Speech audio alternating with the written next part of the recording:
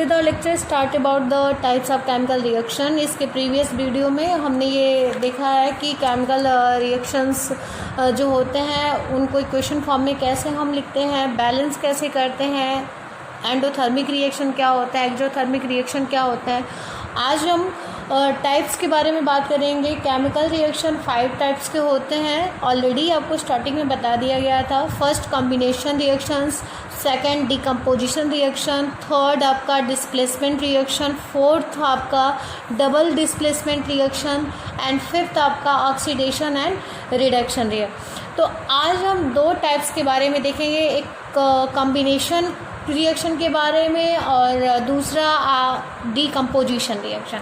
तो चलिए स्टार्ट करते हैं। Those reaction in which a single product is form from 2 या more reactant is known as combination reaction. हम आज कॉम्बिनेशन रिएक्शन के बारे में देखेंगे। तो यहाँ पे लिखा गया है कि those reaction in which a single product is form from 2 या more reactant is known as combination reaction. ऐसे रिएक्शन जिसमें सिंगल प्रोडक्ट फॉर्म होते हैं, ठीक है, ऐसे रिएक्शन जिसमें सिंगल प्रोडक्ट फॉर्म होते हैं 2 या मोर रिएक्टेंट से, मीन्स 2 या 2 से अधिक रिएक्टेंट से सिंगल प्रोडक्ट का फॉर्मेशन होता है इस रिएक्शन में। अब देखिए इस रिएक्शन का जो नाम है कॉम्बिनेशन, आप नाम से ही ये समझ सकते हैं कि ये किस टाइप का रिएक्शन है। कॉम्बिनेशन रिएक्शन में क्या होता होगा, जैसे किसी चीज़ का कंबाइन हो जाना। सपोज यहाँ पे 2 सब्सटेंस हैं, दोनों सब्सटेंस आपस में मिलके, ठीक है, ये आप ऐसे कह सकते हैं कि ये 2 सब्सटेंस आपस में क्या हो गए, कंबाइन हो गए, एक सिंगल और नए सब्सटेंस का क्या किए, फॉर्मेशन किए। ठीक है, 2 सब्सटेंस हमारे पास थे ए और बी, और ये दोनों कंबाइन हो गए, सब्सटेंस कंबाइन होके ए बी नए सब्सटेंस का फॉर्मेशन करते हैं।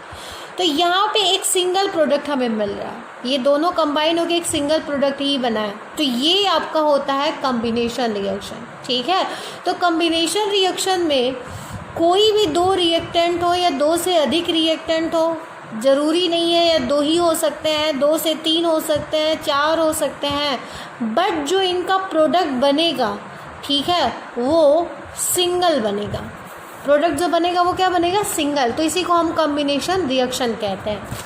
तो अब समझ में आ गया होगा कि those reaction in which a single product form from 2 या मोर, मतलब कि 2 या 2 से अधिक रिएक्टेंट से सिंगल प्रोडक्ट का फॉर्मेशन होता है, किसमें, कॉम्बिनेशन रिएक्शन में। एग्जांपल देख लें, we have quick lime and water. Quick lime water के साथ रिएक्ट करके स्लैग लाइम का फॉर्मेशन करता है। तो यहाँ पे रिएक्टेंट में आप देख रहे हैं हमारे पास 2 रिएक्टेंट है, एक क्विक लाइम और एक वाटर, और ये कंबाइन होकर एक सिंगल प्रोडक्ट बना रहे हैं, क्या, स्लैग लाइम। तो प्रोडक्ट में हमारा एक ही बन रहा है, एक ही प्रोडक्ट हमारा बन रहा है। तो ये रिएक्शन जो कहलाएगा वो कॉम्बिनेशन रिएक्शन कहलाएगा। ठीक है, तो कॉम्बिनेशन रिएक्शन में हमेशा ये ध्यान रहे कि प्रोडक्ट में हमेशा आपका एक बनेगा, एक ही आपका प्रोडक्ट रहेगा। रिएक्टेंट में आपके 2 या 2 से अधिक हो सकते हैं, बट प्रोडक्ट में आपका एक। अब यहाँ पे आपके एनसीईआरटी में जो केमिकल रिएक्शंस दिए गए हैं तो उनके बारे में कुछ कैरेक्टरिस्टिक भी बताई गई है, या उनके प्रॉपर्टीज़ के बारे में बताई गई है। एनसीईआर जब आपके बोर्ड एग्ज़ाम में केमिस्ट्री से जब क्वेश्चन आते हैं और किसी रिएक्शन के बारे में पूछता है, तो हमेशा वो सब्सटेंस के या कंपाउंड के कैरेक्टरिस्टिक को लेकर के क्वेश्चन करते हैं। जैसे कि यहाँ पे क्विकलाइम अगर दिया गया है वर्ड, तो क्विकलाइम यूज कर सकते हैं, ठीक है, या ये कह सकते हैं, इसे चूना कह सकते हैं, या इसके कलर को बता सकते हैं कि ये क्या है, या प्रोडक्ट में जो आपका स्लैग लाइम बना है ये क्या करता है, इसकी क्या कैरेक्टरिस्टिक है। इस तरह से क्वेश्चन डायरेक्ट वो ये क्वेश्चन नहीं करते कि calcium oxide combined with water. कभी कभी इस तरह के आपको क्वेश्चन मिल जाते हैं। तो इसलिए सबसे ज़रूरी ये चीज़ है आपके लिए कि आप जब किसी भी केमिकल रिएक्शंस को पढ़ रहे हैं और वहाँ पे अगर आपके कंपाउंड का कलर दिया गया है, या किसी गैस के स्मेल के बारे में बताया गया है, या किसी गैस की टेस्टिंग के बारे में बताया गया है, तो वो आपके लिए बहुत इम्पोर्टेंट पॉइंट है, क्योंकि उसी कैरेक्टरिस्टिक या किसी गैस के स्मेल के टेस्ट से क्या होता है, बोर्ड एग्ज़ाम में आपके क्वेश्चन पूछे जाते हैं। जैसे कि कैल्शियम हाइड्रोक्साइड अब दिया गया है, यूज किया जाता है वाइट वॉशिंग वॉल्स, जो दीवार पे जो हम वाइट वॉशिंग करते हैं ना, चूना लगाते हैं, तो ये आपका क्या है, कैल्शियम हाइड्रोक्साइड है। तो कैल्शियम हाइड्रोक्साइड का जो यूज कहाँ किया जाता है, वाइट वॉशिंग वॉल्स के लिए। तो देखिए यहाँ पे यूज बता दिया गया है और इसका कलर क्या होता है, वाइट होता है। Chemical formula of marble calcium carbonate. Calcium hydroxide जब वॉल पे आप लगा देते हैं तो देखते हैं कुछ देर के बाद वॉल सफ़ेद हो जाती है। सफ़ेद कैसे, ये कैल्शियम हाइड्रोक्साइड जो होते हैं हमारे एटमॉस्फेयर में प्रेजेंट CO2 के साथ रिएक्ट करते हैं और रिएक्ट करके प्रोडक्ट बना लेते हैं क्या, CaCO3। तो ये जो CaCO3 होता है, जो वाइट कलर आपको अपने वॉल पे दिखाई देती है, वो कैल्शियम कार्बोनेट का होता है। ठीक है, जब आप स्टार्टिंग में लगाते हैं तो कैल्शियम हाइड्रोक्साइड होता है, लेकिन कुछ देर के बाद बहुत ज़्यादा वाइट हो जाता है, तो आपकी वॉल चमकने लगती है, तो वो क्या है, आपका कैल्शियम कार्बोनेट है। ठीक है, तो कैल्शियम कार्बोनेट जो है वो मार्बल स्टोन बोलता है ना, मार्बल, उसी का ये फार्मूला है कैल्शियम कार्बोनेट। इसे मार्बल के उससे भी जानते हैं। अब बात करते हैं बर्निंग ऑफ कोल। ये भी एक केमिकल कॉम्बिनेशन रिएक्शन का एग्जाम्पल है। यहाँ पे कार्बन और ऑक्सीजन, कोल में क्या आपका सबसे ज़्यादा क्या प्रेजेंट होता है, कार्बन। तो कार्बन ऑक्सीजन के साथ जब ऑक्सीजन के प्रेजेंस में बॉन्ड करता है तो कार्बन डाइऑक्साइड का फॉर्मेशन करता है। तो यहाँ भी देखिए रिएक्टेंट में 2, प्रोडक्ट में आपका सिंगल। तो ये कॉम्बिनेशन रिएक्शन का एग्जांपल है। फॉर्मेशन ऑफ वाटर का फॉर्मेशन कैसे होता है कि जब हमारे हाइड्रोजन और ऑक्सीजन कंबाइन होता है, कंबाइन होकर क्या बनाते हैं, वाटर। यहाँ पे सिंगल प्रोडक्ट, यहाँ पे आपके 2 रिएक्टेंट है। अमोनिया के लिए आपके नाइट्रोजन, ठीक है, नाइट्रोजन और हाइड्रोजन, और ये आपस में कंबाइन होकर क्या बना रहे हैं, अमोनिया, NH3। अमोनिया का फार्मूला होता है NH3 और इस रिएक्शन को हम हैबर्स प्रोसेस कहते हैं। हैबर्स प्रोसेस में आपका अमोनिया का फॉर्मेशन होता है। ठीक है, तो ये भी है कि N2 और 3 के हाइड्रोजन, ठीक है, नाइट्रोजन और हाइड्रोजन मिल करके अमोनिया का फॉर्मेशन करते हैं। तो ये इस प्रोसेस को हम हैबर्स प्रोसेस करते हैं और ये अमोनिया का फार्मूला होता है NH3।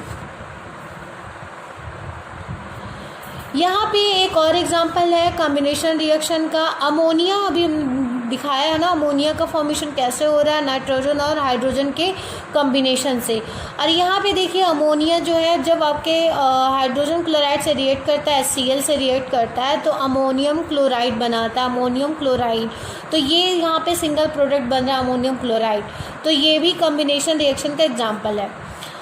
मार्बल स्टोन अभी हमने बताया था ना, CaCO3, जब आपके क्विकलाइम कार्बन डाइऑक्साइड के साथ रिएक्ट कर, देखिए 2 तरह से एक था, एक CaOH जो CO2 के साथ CO2 जो एटमॉस्फेयर प्रेजेंट हो उनके साथ जब ये कंबाइन होता है तो बना लेते हैं CaCO3। एक इस तरह से भी बन जाता है CaCO3, और एक तरह जब आपका कैल्शियम ऑक्साइड कार्बन डाइऑक्साइड के साथ कंबाइन होता है तो कैल्शियम कार्बोनेट बनाता है।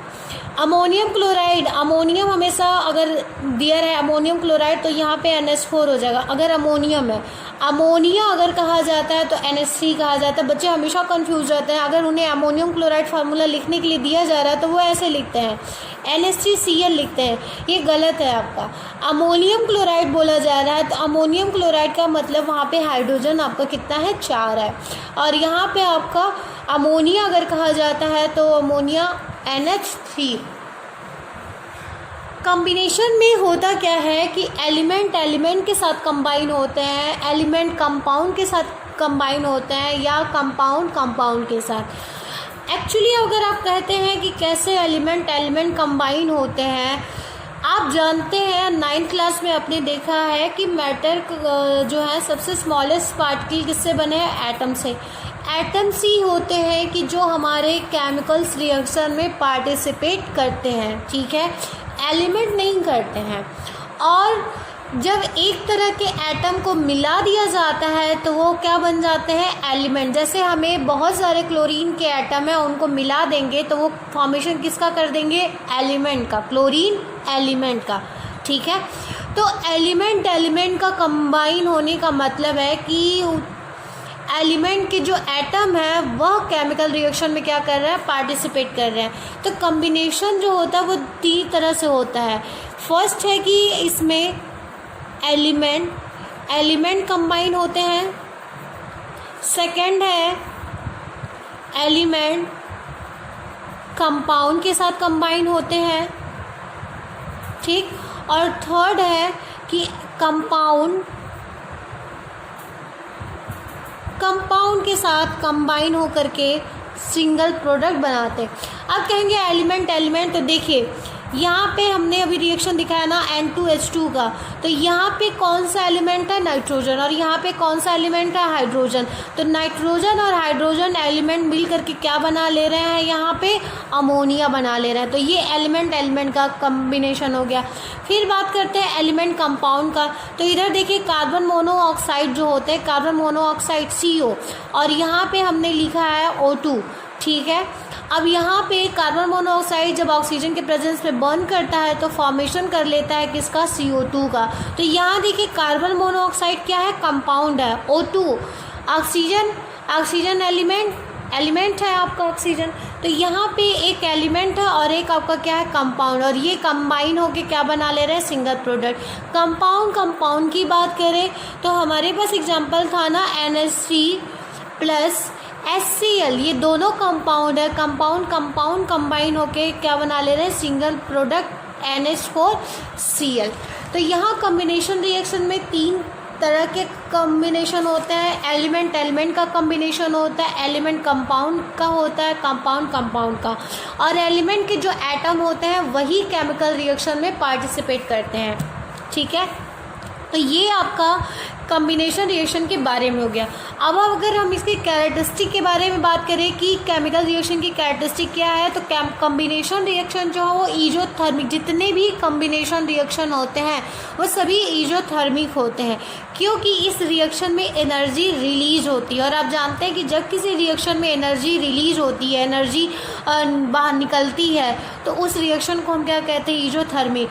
अगर आप घर पे आपके पास चूना हो तो आप थोड़े से स्मॉल पार्ट ले करके चूने का, उसमें वाटर मिक्स कर दीजिए, और जिस भी आप वेसल्स में करेंगे, जिस भी बर्तन में करेंगे, उस बर्तन को जब आप टच करेंगे तो आपको गर्म लगेगा, ठीक है। गर्म लगेगा मतलब कि उस रिएक्शन में टेम्परेचर क्या हुआ है, आपका इंक्रीज हुआ है, और टेम्परेचर का इंक्रीज होना मतलब क्या है, आपका ईजोथर्मिक रिएक्शन है। तो ये कैरेक्टरिस्टिक आपकी बहुत इंपॉर्टेंट है कि कम्बिनेशन रिएक्शन जितने भी होते हैं वो सभी ईजोथर्मिक होते हैं। तो यहाँ पे आपके जितने भी आपको रिएक्शंस मिलेंगे सभी आपके क्या हैं, ईजोथर्मिक है, क्योंकि सभी रिएक्शन में आपकी हीट क्या हो रही है, प्रोड्यूस हो रही है। नेक्स्ट बात करते हैं रिएक्शन की, डिकम्पोजिशन रिएक्शन की। अब देखिए इसमें डिकम्पोजिशन, अब इसके नाम से आपको समझ में आ जाएगा, डिकम्पोजिशन मतलब किसी चीज़ का डिकम्पोज हो जाना, किसी चीज़ का क्या हो जाना, ब्रेक हो जाना। ये कम्बिनेशन रिएक्शन का अपोजिट है।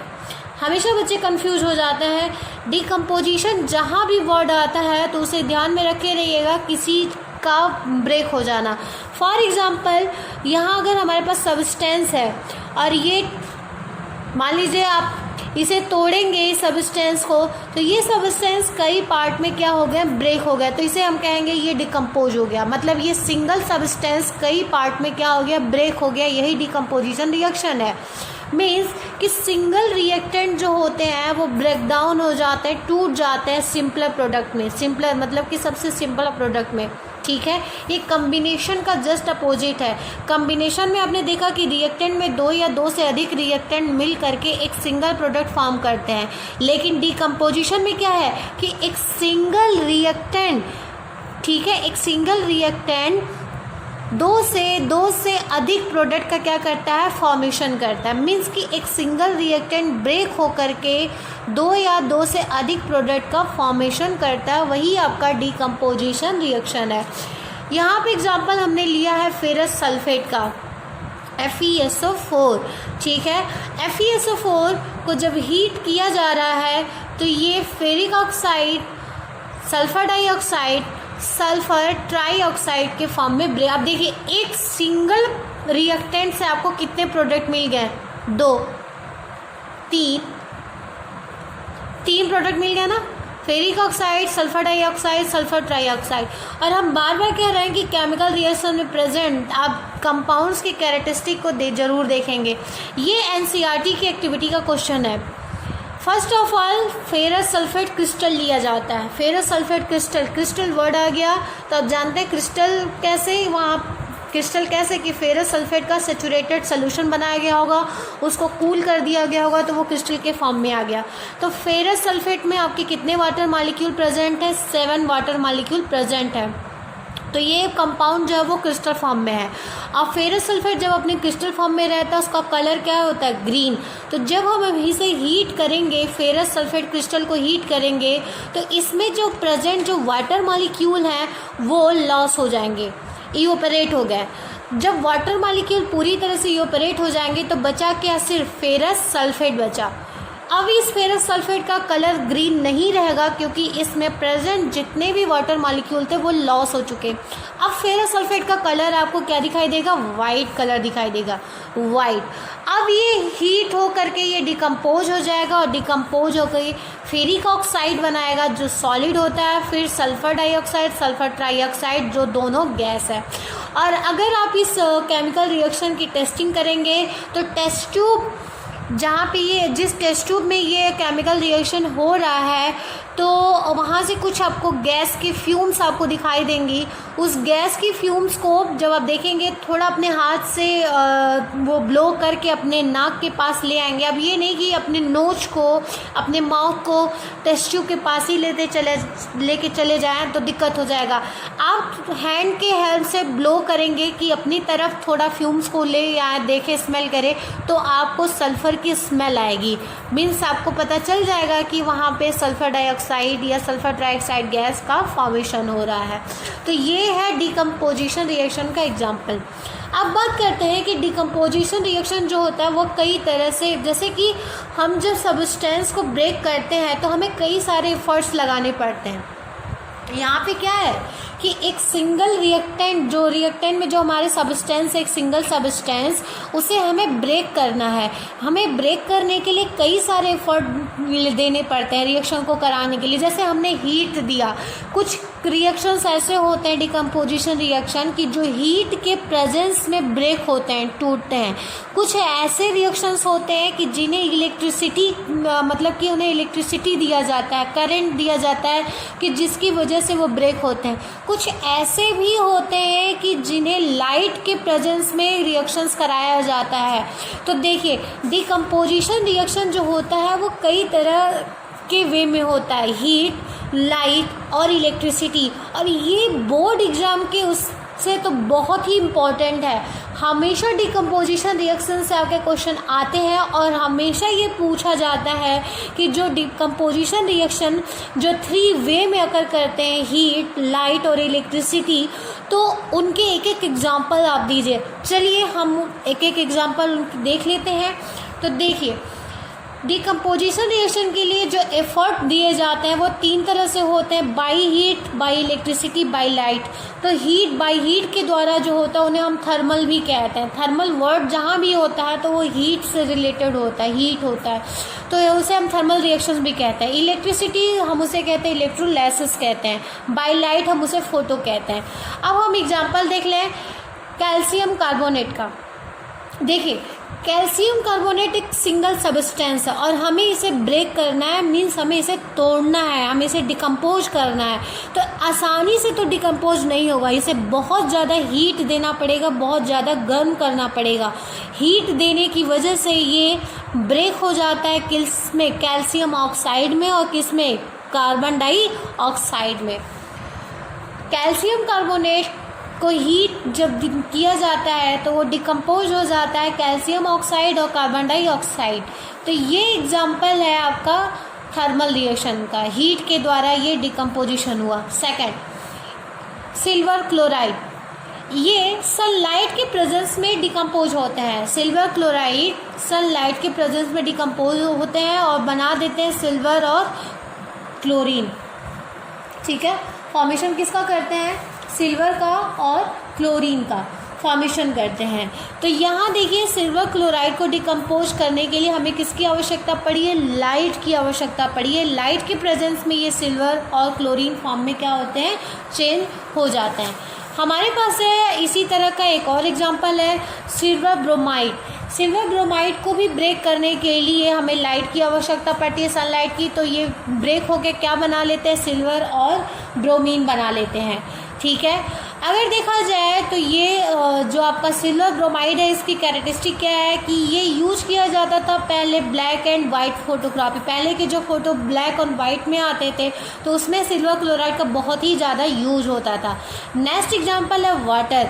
वाटर मॉलिक्यूल को ब्रेक करने के लिए हमें इलेक्ट्रिसिटी, हमें करंट प्रोवाइड कराना पड़ता है। तो उसकी वजह से ये ब्रेक हो जाते हैं किसमें, हाइड्रोजन में और किसमें, ऑक्सीजन गैस में। तो ये देखिए यहाँ पे डिकम्पोजिशन रिएक्शन को अकर कराने के लिए हम क्या एफर्ट कर रहे हैं, इलेक्ट्रिसिटी एफर्ट कर रहे हैं। ठीक है, तो वाटर मॉलिक्यूल ब्रेक हो जाता है हाइड्रोजन में और ऑक्सीजन में। नेक्स्ट एग्जांपल है लेड नाइट्रेट। ये आपके एक्टिविटी का क्वेश्चन है। लेड नाइट्रेट का कलर जो होता है वो कलरलेस होता है, और जब हम इसे हीट करते हैं तो देखिए 3 प्रोडक्ट बना रहा है। एक तो बना रहा है लेड मोनोऑक्साइड, दूसरा आपका है नाइट्रोजन डाइऑक्साइड, और तीसरा आपका ऑक्सीजन। अब यहाँ पे इनकी कैरेक्टरिस्टिक की बात कर ले। हमेशा ये क्वेश्चन पूछा जाता है आपका लेड नाइट्रेट का, कई बार आपके बोर्ड एग्जाम में पूछा गया है।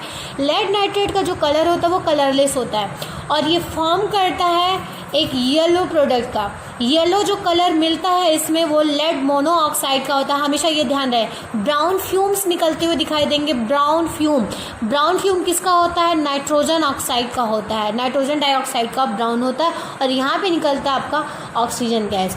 तो ये हमेशा क्वेश्चन पूछा जाता है कि कोई एक ऐसा सब्सटेंस है या कंपाउंड है जो कलरलेस है, जब हम उसे हीट करते हैं तो वो येलो प्रोडक्ट का फॉर्मेशन करता है और उसमें ब्राउन फ्यूम्स निकलती है। तो ब्राउन फ्यूम मतलब वहाँ पे नाइट्रोजन ऑक्साइड है, नाइट्रोजन डाइऑक्साइड है, और येलो प्रोडक्ट का मतलब वहाँ पे क्या है, आपका लेड मोनोऑक्साइड है। तो ये डिकम्पोजिशन रिएक्शन का एग्जांपल है। तो हमेशा ये याद रहे कि डिकम्पोजिशन रिएक्शन जो होते हैं वो 3 वे में अकर करते हैं, बाई हीट के द्वारा, बाई इलेक्ट्रिसिटी के द्वारा, बाई लाइट के द्वारा। और एग्जाम में इसी से क्वेश्चन पूछे जाते हैं। एग्जाम्पल तो हीट का अगर पूछा जा रहा है तो आप ये एग्जाम्पल दे सकते हैं, लाइट का पूछा जा रहा है तो आप ये और ये एग्जाम्पल दे सकते हैं। अगर इलेक्ट्रिसिटी का तो सबसे सिंपल एग्जाम्पल आपका है वाटर मॉलिक्यूल का, कि वाटर मॉलिक्यूल जो होता है वो हाइड्रोजन ऑक्सीजन फॉर्म में क्या हो जाता है, ब्रेक हो जाते हैं। अब हम बात करते हैं कि डिकम्पोजिशन रिएक्शन की। तो यहाँ आपको नहीं लग रहा है कि डिकम्पोजिशन रिएक्शन को कराने के लिए हमें एनर्जी देनी पड़ रही है। अब वो एनर्जी हमारे किसी भी फॉर्म में हो सकती है, चाहे वो हीट फॉर्म में हो सकती है, लाइट फॉर्म में हो सकती है, या इलेक्ट्रिसिटी फॉर्म में हो सकती है। बट इस डिकम्पोजिशन रिएक्शन को कराने के लिए हम यहाँ पे क्या कर रहे हैं, हम एनर्जी प्रोवाइड करा रहे हैं, इस रिएक्शन को हम एनर्जी दे रहे हैं। और जब किसी रिएक्शन में हम एनर्जी देते हैं, एनर्जी मिल नहीं रही है, हम एनर्जी दे रहे हैं, तो ऐसे केमिकल रिएक्शंस को हम क्या कहते हैं, एंडोथर्मिक कहते हैं। तो ऑल जितने भी डिकम्पोजिशन रिएक्शन होते हैं वो सभी एंडोथर्मिक रिएक्शन होते हैं। और कॉम्बिनेशन रिएक्शन क्या होते हैं, एक्सोथर्मिक होते हैं, और डिकम्पोजिशन क्या होते हैं, एंडोथर्मिक होते हैं। डिकम्पोजिशन रिएक्शन में कुछ ऐसी एक्टिविटी है कि जो आपके बोर्ड एग्जाम के उससे बहुत ही इम्पॉर्टेंट है। तो चलिए देख लेते हैं। एक्टिविटी 1.7 ये वाटर मॉलिक्यूल का दिखाया जा रहा है, डिकम्पोज होकर ब्रेक हो जाते हैं। उसके बाद एक्टिविटी है फेरस सल्फेट की, जिस पे हमने बात कर ली है। फेरस सल्फेट क्रिस्टल जिसका कलर ग्रीन होता है, वाटर मॉलिक्यूल इवेपोरेट हो जाते हैं तो कलर वाइट हो जाता है। फिर ferric oxide, sulphur dioxide, sulphur trioxide का फॉर्मेशन करता है। और सबसे इम्पॉर्टेंट आपका एक्टिविटी 1.6 लेड नाइट्रेट की अभी हमने बात की थी, कलरलेस होते हैं, फॉर्मेशन करते हैं लेड मोनोऑक्साइड का और नाइट्रोजन डाइऑक्साइड का और ऑक्सीजन का। यहाँ पे ये 3 एक्टिविटी जो है बहुत इंपॉर्टेंट। और 4 एक्टिविटी 1.8 सिल्वर क्लोराइड की बात की जाती है। चाइना डिस्क में ये लिया गया है, ये रिएक्शन है, यहाँ पे इसका दिया गया है। और देखिए सिल्वर क्लोराइड का कलर जो होता है वो वाइट होता है। यही तो इसकी खासियत। अब यहाँ से कैरेक्टरिस्टिक छिपा हुआ है कि सिल्वर क्लोराइड का कलर जो होता है वाइट होता है, अब चेंज हो जाता है किसमें, ग्रे। मतलब ये सिल्वर क्लोराइड जो है इसका कलर है वाइट है, लेकिन जब इसे ये डिकम्पोज होता है, जब इसे सनलाइट में हम रखते हैं तो देखते हैं कलर इसका क्या हो जाता है, ग्रे हो जाता है। करने का मतलब आप एक चाइना डिश लेंगे, उसमें सिल्वर क्लोराइड रखेंगे और इस सिल्वर क्लोराइड का कलर आपको वाइट दिखाई देगा। लेकिन जब इसे सनलाइट में रखते हैं तो सनलाइट में रखने के कारण धीरे धीरे ये वाइट कलर जो होते हैं वो चेंज हो जाते हैं किसमें, ग्रे। मतलब ग्रे में हो रहे हैं, इसका मतलब वो सिल्वर का क्या कर रहे हैं, फॉर्मेशन कर रहे हैं। तो ये कैरेक्टरिस्टिक इससे वाइट सिल्वर क्लोराइड, कभी कभी होता है कि वाइट कंपाउंड को जब हम सनलाइट में रखते हैं तो वो ग्रे कलर के फॉर्म में चेंज हो जाता, मतलब वहाँ पे किस रिएक्शन की बात कर रहा है, तो वो इसकी बात कर रहा है। तो ये आपका बहुत, ये भी रिएक्शन और ये एक्टिविटी भी आपकी बहुत इंपॉर्टेंट है। हम कॉम्बिनेशन का देख लें। हमने कहा था एनसीईआरटी में बहुत सारे बीच बीच में आपके क्वेश्चन होते हैं, इंपॉर्टेंट होते हैं। तो यहाँ पे कॉम्बिनेशन के आपके बहुत एग्जांपल है। बर्निंग ऑफ कोल बता दिया गया, फॉर्मेशन वाटर मॉलिक्यूल का फॉर्मेशन कैसे होता है, तो ये आपके हैं। यहाँ पे देखिए बर्निंग ऑफ नेचुरल गैस, ये कंबशन की बात की जा रही है। यहाँ पे जो इजोथर्मिक रिएक्शंस की बात की जा रही है, क्योंकि आप जानते हैं कॉम्बिनेशन रिएक्शन जो होते हैं वो सभी क्या होते हैं, आपके इजोथर्मिक होते हैं। तो यहाँ पे इजोथर्मिक का ये एग्जांपल दिया गया है। रेस्पिरेशन प्रोसेस में जो आपके रिएक्शन आते हैं वो भी आपके क्या होते हैं, इजोथर्मिक होते हैं। वेजिटेबल मैटर जो होते हैं, जो वेजिटेबल जिसे कंपोस्ट खाद बनाया जाता है, वो भी डिकम्पोज होकर किसका फॉर्मेशन करता है, कंपोस्ट। तो वो भी एक आपके इजोथर्मिक का ही एक एग्जांपल है, ठीक है। तो यहाँ पे आपके ये रिएक्शंस हैं। एक्टिविटी का ये जो क्वेश्चन है, कैल्शियम ऑक्साइड आपने देख लिया, क्विकलाइम वाटर ऐड करते हैं तो कैल्शियम हाइड्रोक्साइड का फॉर्मेशन करता है स्लैगलाइन के फॉर्म में, और यहाँ पे आपका डिकम्पोजिशन। तो आज का लेक्चर जो है आपने 2 टाइप ऑफ रिएक्शन देखे हैं। अगर आपको कहीं भी किसी पॉइंट पे आपको दिक्कत है तो कमेंट बॉक्स में आप मुझे कमेंट कर सकते हैं, और मेरे वीडियो, आज की वीडियो या आज का लेक्चर आपको अच्छा लगा है तो प्लीज़ लाइक कर दीजिएगा और कमेंट बॉक्स पे कमेंट करके मुझे बता दीजिएगा। नेक्स्ट जो आपके लिए आएगी टॉपिक, उसमें आपके 2 टाइप्स के रिएक्शन की बात करेंगे, डिस्प्लेसमेंट की बात करेंगे और डबल डिस्प्लेसमेंट की बात करेंगे।